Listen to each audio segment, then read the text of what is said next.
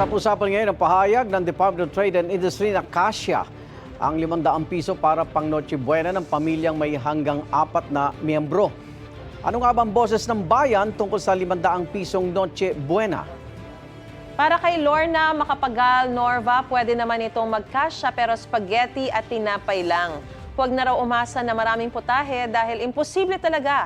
Sabi naman ni Kiko, resiproko, kasya ito pero hindi sila mabubusog. Tikim-tikim lang daw at siguradong nakakabitin.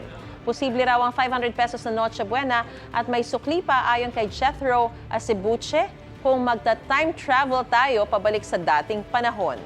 Sabi niya, nakakalungkot na pinagmumukha lalong mahirap ang mga Pinoy. Sabi ni Jolina de Guzman, hindi talaga kasya ang 500 pesos. Sahog at gulay pa lang daw, naku, mahal na. Imposible raw talaga ang handa na 500 pesos. Sabi naman ni Nori Garcia, mas mabuti pang huwag na lang maghanda kaysa sumakit ang kanyang ulo, kakaisip kung paano pagkakasyahin ang 500 pesos. Para kay Jemiel Parado, pwede ito kung susundin lang ang kakaunting sangkap at sukat na sinabi ng DTI at wala nang ibang idaragdag.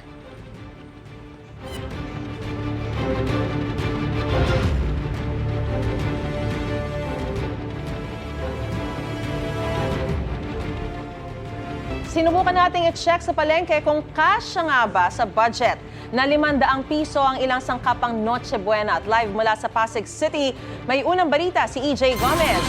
EJ, kasya nga ba? Mariz, good morning. Usap-usapan nga ng mga kapuso natin itong mga nagdaang araw ang 500 pesos na ayon sa DTI, sapat na raw pambili ng Noche Buena. Sinubukan namin kung kasya nga ba ang 500 pisong budget sa Palengke Challenge. Struggle is real na mag-budget sa araw-araw ng gastusin. Kaya nang sabihin ng Department of Trade and Industry na kasya na raw ang 500 pisong budget pang Noche Buena ng pamilyang may 4 na miyembro, may mga napa-angry reacts. Hindi po sapat. Sa sangkap lang, kulang pa yan. A-afford yun pag 2 pamilya lang. Pag 2 tao lang, pwede yun. Pero pag marami, 4-5, hindi kaya yun. Mahal na po yung mga bilihin ngayon. Kung Noche Buena, mga 1,000 plus. Sa sample computation ng DTI, sa budget na 526 pesos, pwede na raw makabili ng Christmas ham, macaroni salad, fruit salad at Pinoy pandesal. Chinek natin ang presyo ng mga sangkap na mga putahing yan dito sa Pasig Mega Market. Ate, magkano po ang Christmas ham po natin? Ang Christmas ham po natin ngayon ay nagkakalaga ng 130 to 140. Meron din po siyang pabilog, pero pre-ordered po siya. Ito po, nagkakahalaga po ng 250 sa ngayon. Ito po yung talagang pang Christmas ham na hinahanap ng masa. May ano, no? Dahil po mayroon po siyang glaze, tsaka branded po siya. Ang spaghetti pasta mabibili ng 50 pesos. Mas mahal sa presyo sa price guide ng DTI na 30 pesos. Ang tomato sauce ibinebenta ng 65 pesos. Para naman sa macaroni salad, sabi ng DTI, 40 pesos at 65 centavos ang macaroni noodles, depende sa kilo. Ang bentahan sa palengke, 15 pesos hanggang 60 pesos.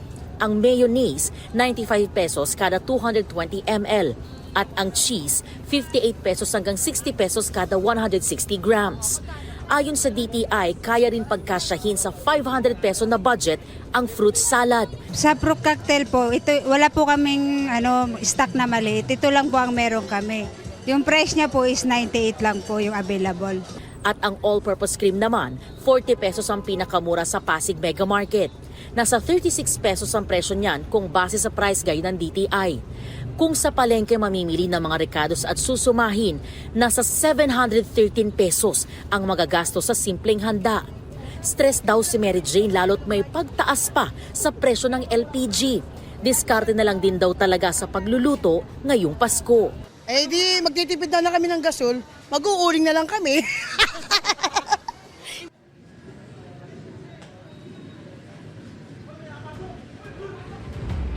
Igan, mauna ka sa mga balita, mag-subscribe na sa GMA Integrated News sa YouTube para sa iba't ibang ulat sa ating bansa.